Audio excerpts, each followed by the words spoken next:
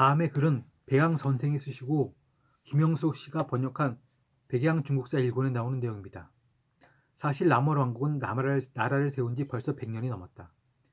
개국 군주 조타는 지난 세기 말에 진순과 오광이 거병했을 때 진 왕조의 남해군 민병사령관 도의를 맡아 즉각 대유령으로 통하는 산길을 끊어 전쟁이 남쪽으로 확대되는 것을 저지하고 스스로 왕이 되어 남월 왕국을 건설한 인물이다.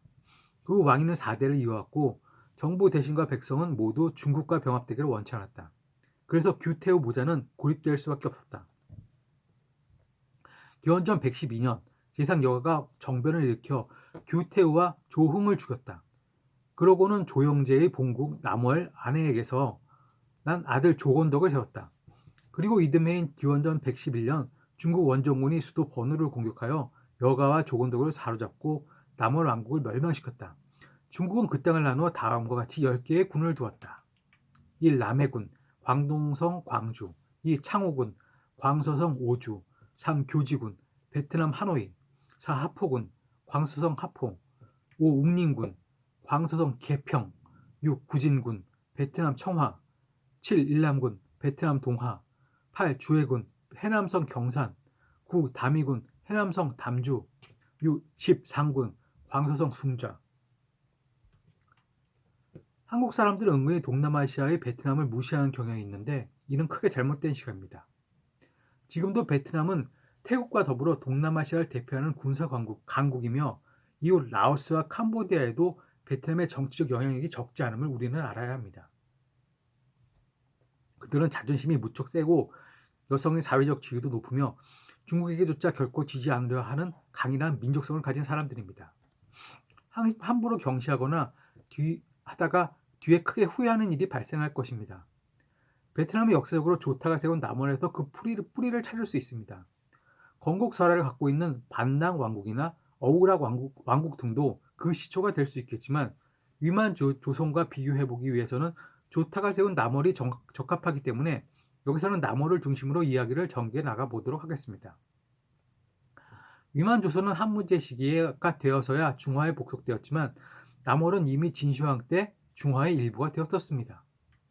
진시황은 그곳에 계림군, 남해군, 상군 3개의 군을 두어 다스리고자 했으나 조타는 진승과 오광의 난을 틈타 남월을 건국하였습니다. 개국 군주 조타는 중국인으로 남해군의 관료 출신이었습니다. 한무제는 위만조선을 멸망시키고 낙랑, 진번, 임돈, 현도 4개의 군을 두어 다스리고자 했습니다.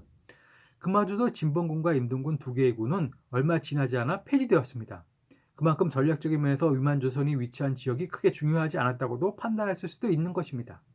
한무제는 남월 땅에 무려 10개의 군을 설치했는데 위만조선과 비교해보자면 거의 2배 이상의 군을 두었다는 것입니다. 참고로 다마천의 사기에는 남월 땅에 9개의 군을 두었다고 말하고 있습니다. 코끼리 상자, 상군이 제외되었군요. 여하튼 남월과 위만조선을 비교해보자면 그 차이가 크다는 것을 알게 됩니다. 한 나라가 남월을 멸망시키는 과정은 사기 남월 열전에 비교적 자세하게 나옵니다. 다음에 그런 사마천의 사기 남월 열전에 나오는 내용입니다. 민음사에서 펴낸 책을 참고했습니다. 황제는 사면령을 내려 다음과 같이 말했다. 천자가 미약하여 제후들이 정벌 전쟁에 힘을 쓰는데도 신하로서 적을 쳐 멸망시키지 않은 것을 꾸짖는다. 지금 여가와 건덕 등은 반란을 일으키고 스스로 서서 태연히 왕이라고 일컫고 있다.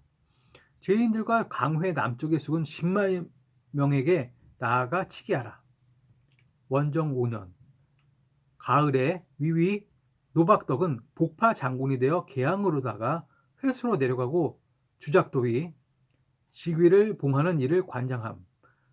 양복은 누선 장군이 되어 예장으로 나가 횡포로 내려가고 투항한 월후 두 사람은 과선 장군 하려 장군이 되어 영릉으로 나가 한 사람은 이수로 내려가고 또 한 사람은 창호로 나아갔다. 또 치의후에게는 파와 촉의 죄인들을 모으고 야랑의 군사를 동원시켜 장가강을 내려가 모두 반우에서 모이도록 했다. 원정 6년 겨울에 누선 장군은 정예 부대를 이끌고 먼저 심협을 함락시키고 성문을 깨뜨려 월나라의 배와 양식을 노획했다. 이어 전진하여 월나라의 선봉을 꺾고 수만 명을 거느리고 복파 장군을 기다렸다. 그러나 복파 장군은 죄수들을 인솔한 데다가 길까지 멀어 약속한 날짜에 늦었고 누선 장군과 만났을 때는 1000여 명뿐이었다. 여기서 흥미로운 것은 누선 장군 양복의 존재입니다. 그런 위만 조선을 멸망시키는 전쟁에도 등장하는 인물입니다. 누선 장군이란 현재의 해군 제독쯤 될 것입니다. 주로 연안 전투에 동원되던 누선을 지휘소 삼아 전시 수군을 책임지던 무관의 지휘로 보여집니다. 양복은 누선 장군이 되기 이전 자기를 봉하는 일을 관장하던 주작 도위였다고 하는데 남월과의 전쟁을 위해 누선 장군으로 임명된 것으로 보여집니다. 그리고 남월 멸망의 결정타를 날린 복파 장군 노박덕의 예하 군졸의 수가 겨우 1000여 명이 지나지 않았다는 사실도 놀라운 일입니다. 지금부터는 4기 조선열전과 비교하면서 이야기를 풀어나가고자 합니다. 다음은 조선열전에 나오는 내용입니다.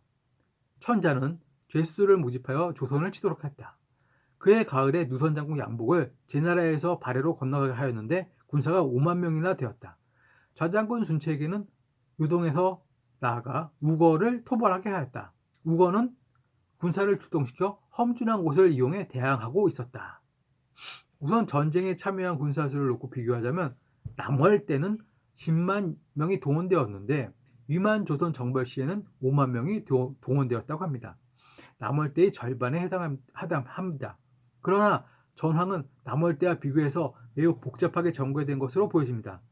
미리 도착한 누선 장군이 패함으로써 처음부터 꼬여가기 시작했던 것 같습니다. 그러나 위만조선 내부의 상황도 그리 좋지만은 않았습니다. 여러 정황을 놓고 판단해 볼 때 맞서 싸우고자 하는 측과 항복하여 목숨을 건지자는 양측이 서로 대립했던 것으로 보여집니다. 결국 이 일은 비극적인 결말을 맺게 되는데 위만조선 왕 우거는 부하의 손에 죽임을 당하고 위만조선은 멸망하게 됩니다. 그나마 대신 성사가 끝까지 싸우다 죽음으로써 후세에 이름을 남기게 됩니다. 이상이 사마천의 사기를 통해 알 수 있는 위만조선의 멸망 과정입니다. 그런데 여기서 저는 한 가지 의문을 제기하고자 합니다. 당시 위만조선은 지배층을 형성하고 있던 소수의 중국 유민 출신들과 다수의 피지배층을 이루고 있던 조선 사람들로 구성되어 있었을 것입니다. 사기 조선열전을 통해 미루어 짐작해 보건대 멸망 과정 중 내분이 적지 않았다는 것을 알 수 있습니다. 그렇다면 한나라의 지배를 받아들일 수 없던 다수의 조선 사람들은 그 땅을 떠나지 않았을까요? 그렇다면 혹시 이때 위만조선의 멸망으로 터전을 잃은 조선 사람들이 동북쪽으로 도주하여 죽신의 무리가 된 것은 아닌가 하는 의문이 듭니다. 고구려 동촌왕의 조위의 명장 광고겸에 쫓겨 도주하던 길을 떠올려 보신다면 불가능한 상상은 아니죠.